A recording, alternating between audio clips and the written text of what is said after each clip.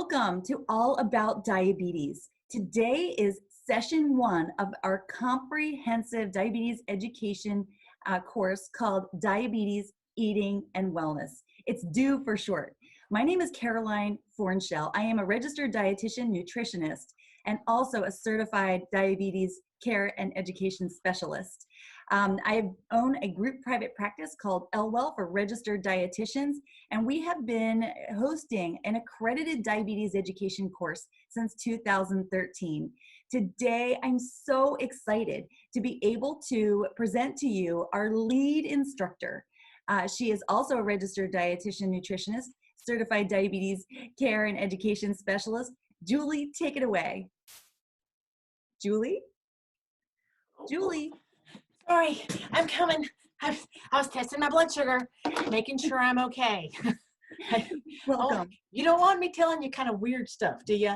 You want me to tell you the good stuff, so I have to make sure my blood sugars are perfectly normal for this kind of session.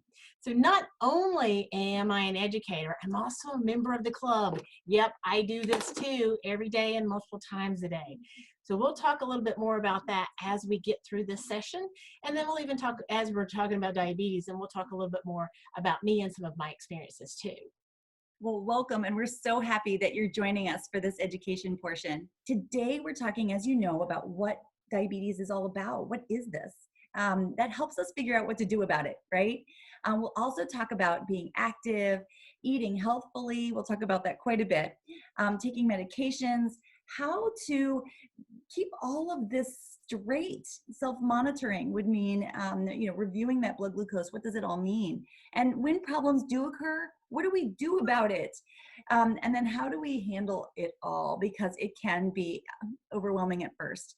We're also going to make sure that you feel like you can reduce your risk and optimize your longevity. We want the healthiest outcome for you. So Julie's going to take it away. Thank you so much for joining us here with Diabetes, Eating, and Wellness. Get ready to do the do.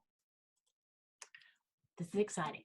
Okay, so when you were first diagnosed, what did you feel like? What was your thoughts when your doctor said you have diabetes? What were your thoughts? Were you angry? Were you scared? Were you upset? Were you sad? Were you depressed? How did it make you feel? And did you find that as the days passed, some of those feelings kind of changed a little bit? Maybe that you went from angry to sad to angry again. It's normal. It's completely normal. And we all experience that when we're diagnosed.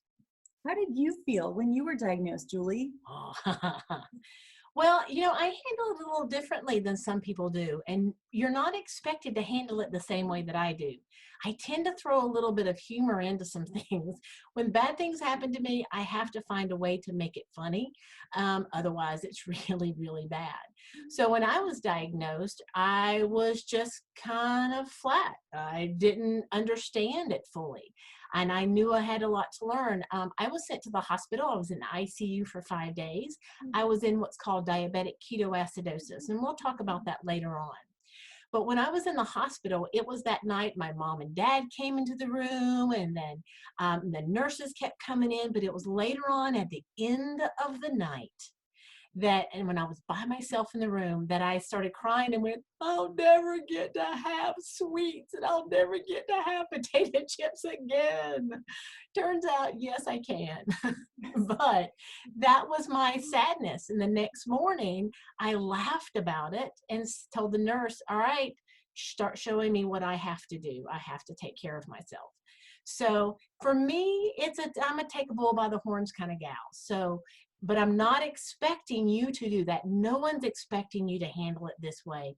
But the sooner that you can grab a hold of this diagnosis, the better off you're going to be and the better control you're going to be earlier on. And that's really a goal in it. But you do have to get through a grieving process.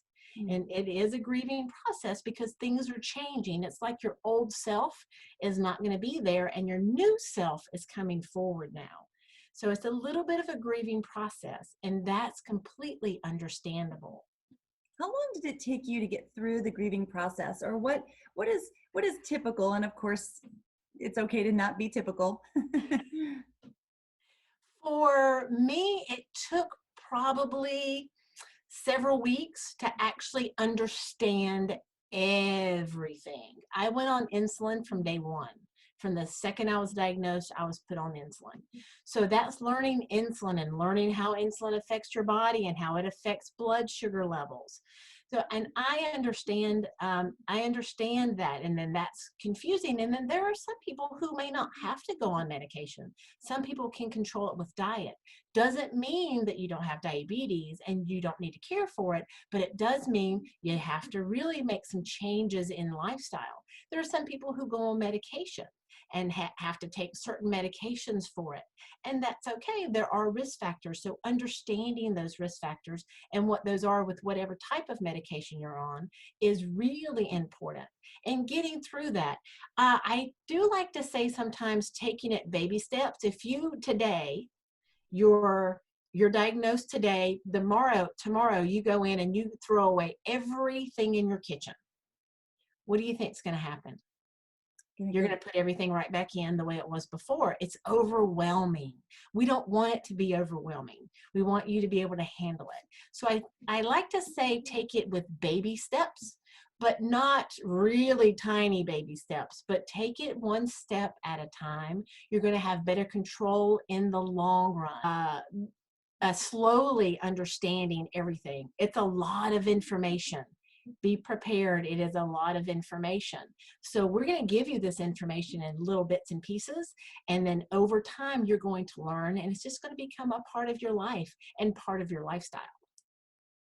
Well, that sounds more manageable in those little chunks. So thanks, Julie. But you have listed out a couple of problems. What do we do? All right, for this one, there are some concerns that a lot of people have. We'll talk more about what an A1C is, a hemoglobin A1C. You may have already heard what that is.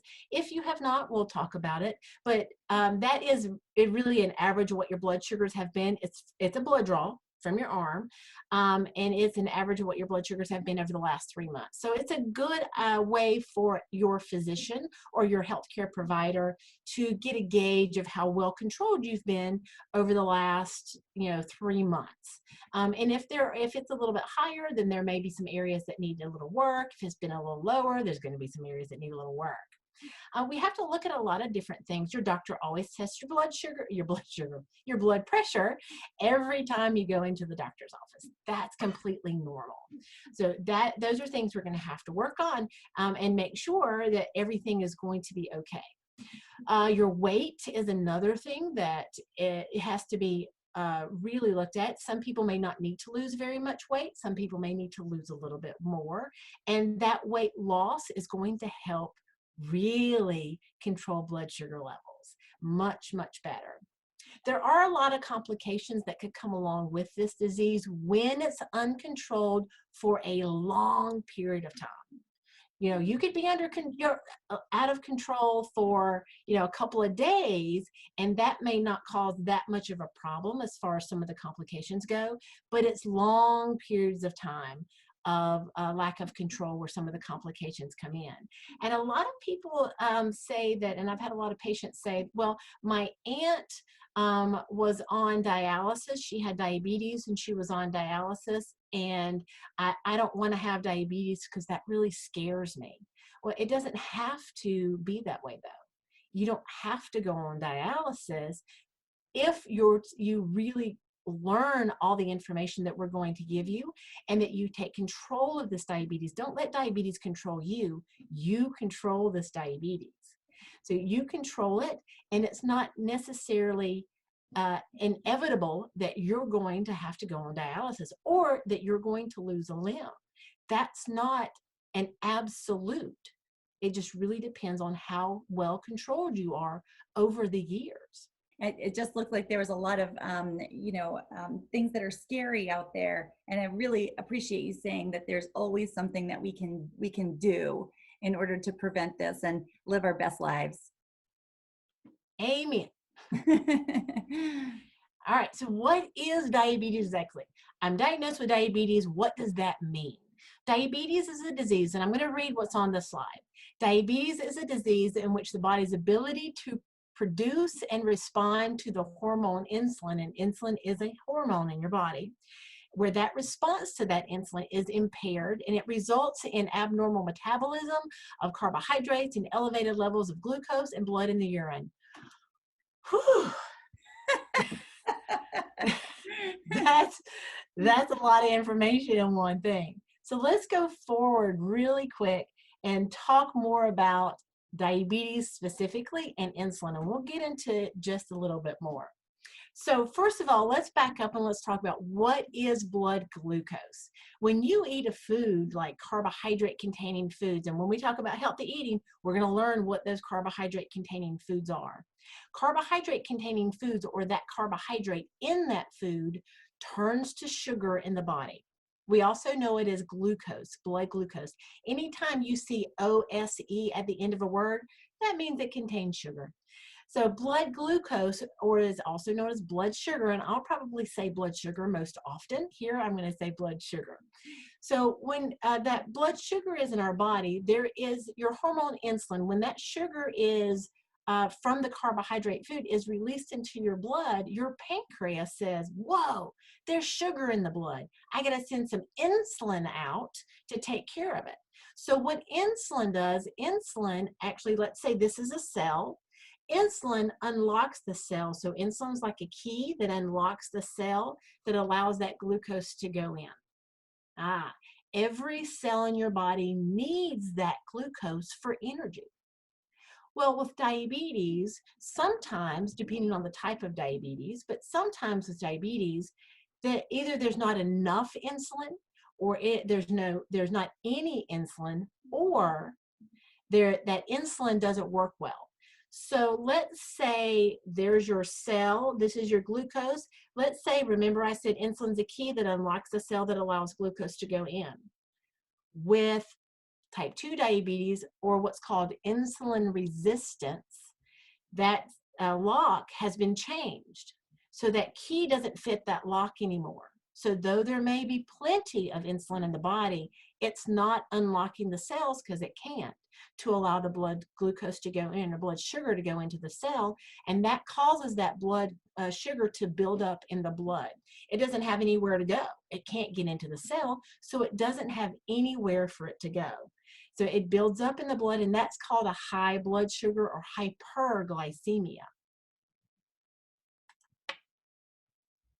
So with your organs, your pancreas is one of the most important ones because it is what produces insulin. So, and it sends insulin out when it notices that blood sugar levels are rising or a little bit higher. But for somebody with diabetes, maybe their body doesn't create enough, their pancreas doesn't create enough insulin, or their pancreas doesn't create any insulin at all, or that insulin doesn't work well in the body. And that causes that high blood sugar. And that's why, that's what diabetes is that high blood glucose levels or blood sugar levels that are caused by the impaired insulin function in the body, or the impaired amount of insulin that's being produced. With diabetes, that insulin production is altered. When I say that, that's either not enough insulin or no insulin at all, or there's insulin resistance, and that means the insulin just isn't working well in the body. That means that lock on that cell has changed. The insulin, that key doesn't fit it anymore. Doesn't mean that has to be the end of it though, because as somebody may lose some weight, that's going to change that lock back to normal again. So weight loss, controlling blood pressure, controlling cholesterol levels, controlling blood sugar levels can actually help and repair those locks on that cell so that that key can fit back into that lock again. Your liver is also really important in this because your liver stores some of your sugar. And I call it a refrigerator So Okay. with that refrigerator, it stores that sugar just like your refrigerator stores some good stuff at home. Your liver stores some sugar and it lets go of some of that sugar. It releases it into the body when it's needed. So if a blood sugar is low, for example, my husband has low blood sugar. So he has to eat. He does not have diabetes, but he has to eat 5 times a day. He has to eat often. And he gets grumpy when he doesn't eat. So he has to eat often to keep his blood sugar levels normal. So even low blood sugars can occur in somebody who does not have diabetes. For diabetes, the liver, though, sometimes doesn't really detect those lows. One of the things that happens is if blood sugar level drops, the liver is going to release that glucose or release that sugar into the blood to help bring blood sugar levels up. Well, with diabetes, though, sometimes that refrigerator door is not going to open very well. The liver as a refrigerator, that door is not going to open. And sometimes that door is just left open all the time, and liver and sugar continually dumps into the body, and that causes a high blood sugar level for some people. So the liver is a very important part of diabetes.